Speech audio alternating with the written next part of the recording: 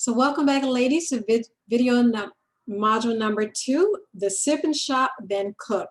So this video is really important because we're going to be talking a lot about the extension of shopping and cooking, and that's building your menu. So in building our menu, you want to build excitement within your menu over a 3 to 4 day period. So the best way that I do that is, I need my glasses to see. So the best way to do that is to plan for 3 to 4 days, because towards the end of the week you may want to allow for spontaneity. And that means you can dine out, order out, or whatever you choose to do. But for the first 3 to 4 days, you know that you have food on hand. So in your 3 to 4 days, I'm going to share my menu. But I just want to make mention that when it comes to cooking, a lot of people claim that they just don't have the time, or the lack of time is because, you know, that's one of the obstacles to a healthy diet. And that's because a healthy diet and healthy cuisine is often contributed with complicated recipes.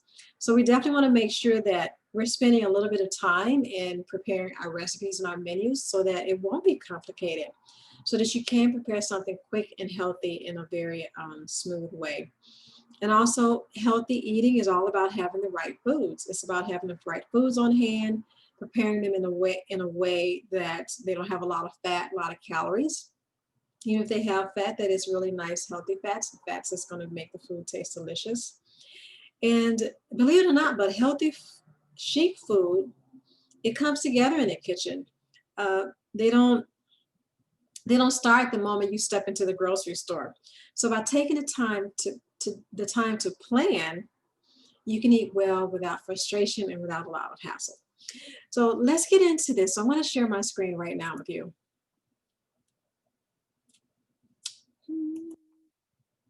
There we go. Okay, so this menu is one of my clients, and in order to do a menu that lasts for 3 to 4 days, what I like to do is start with the pick 6. And most recipes are 4 servings, so that means that each person can have 2 servings of food, two meals basically. So you'll typically get 4 meals out of most recipes that are either in a cookbook or that you find online, unless it says for single person or 2 people. Now, if you're just one person in the household, you may want to do something with 2 servings. So if you can't find a recipe that says 2 servings, then what you want to do is double the recipe. I'm sorry, not double the recipe, but half the recipe. So you're getting so you'll have 2 servings of food instead of 4 servings of food. And if you have a larger family, more than 2 people, instead of finding something with 4 servings, you would double the recipe, and that would give you your 8 servings of food. Because if it's 3-4 people in the house and you're adult size, or even with teenagers, you want to make sure that you have enough food for everyone.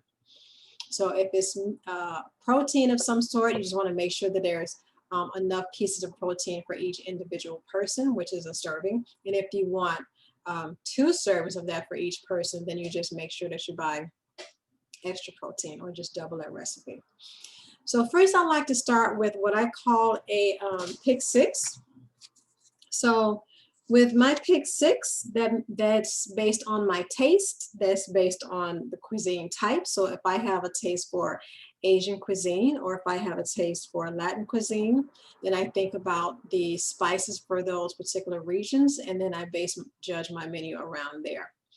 So your focus is going to be on protein, you see here, sides, and a salad.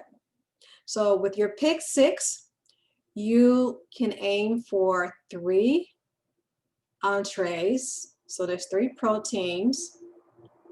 And this particular protein is notice here, this is pork chop that has been stuffed with apples and sage herb. And these 2 are cooked in brown butter. See how easy it was to read that? Let's go to the next one. The chicken quesadilla well, we know the quesadilla is merely just flour and the chicken, seasoned chicken, sauteed chicken. So it's seasoned, then sauteed, placed inside of a either flour, more than likely flour, wrap, and then the salsa is mango, which salsa is like a sauce. So we're going to be learning about what constitutes a salt, which is your salt, fat, acid, and heat. Pan-seared cod and white wine tomato sauce. So this is a cod that has been seared in a pan with white wine and tomato sauce. And more than likely, there are some aromatics of onions and garlic, okay? And butter at the finish to give it a shinier look. So so there's your 3. Here's your next 3. A sauteed quinoa, which pairs well with the cod because it's very light. So you want to eat something light with something light. It just makes only natural sense. And you also have, so the quinoa, there's vegetables inside the quinoa that have been sauteed and added to the quinoa. The next one is baked brown rice with parsley. So the brown rice, which you're going to learn how to prepare brown rice. The brown rice, instead of being cooked on the stove, is cooked in the oven. So it's baked and then parsley added towards the end. Your next on the list is your cucumber tomato salad with poppy seed vinaigrette. Now this one's easy as well. So you have cucumbers that are cut based on however you want them cut. Either you want them cubed, or if you want them julienne, which you'll learn all the cuts in one of our classes, our knife skills class. So the cucumber, tomatoes, which is your salad, with vinaigrette, which is also a sauce for salads. So your vinaigrette that also has poppy seed in it. So that's how I prepare menus. I always do a pick 6. This menu will last 3 to 4 days. Don't complicate it. Keep it simple. So for you, that could be, so it's pick 6. That can be 2 proteins, 3 sides, and 1 salad. Or it can be a soup instead of salad, especially during the cooler season. Or you can do 3 proteins and 2 sides and 1 salad. So it's all up to you, but whatever you do, just pick 6 and don't complicate it. And you'll have enough food to last for the next couple days.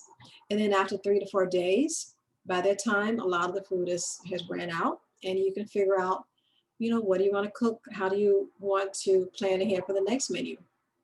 If you can't figure out what to cook, think cuisines. Think about country pairings and flavors. And but now that you have the basics, you know how to sear, you know how to make a butter sauce. You'll learn how to make how to learn how to make healthy grains. So you'll have an arsenal in your repertoire of cuisines to prepare. I hope you enjoyed this video, and our next session together will be transforming your meal into a culinary art. And you're going to learn in that session, on that day, which is a hands-on class, the best strategy to read a menu. So you're going to learn how to read the menu, and you're also going to learn, we're going to make a sauce together. So while we're making the sauce, while we're making our protein, before we begin, we're going to learn how to read our menu. Okay? See you in the next.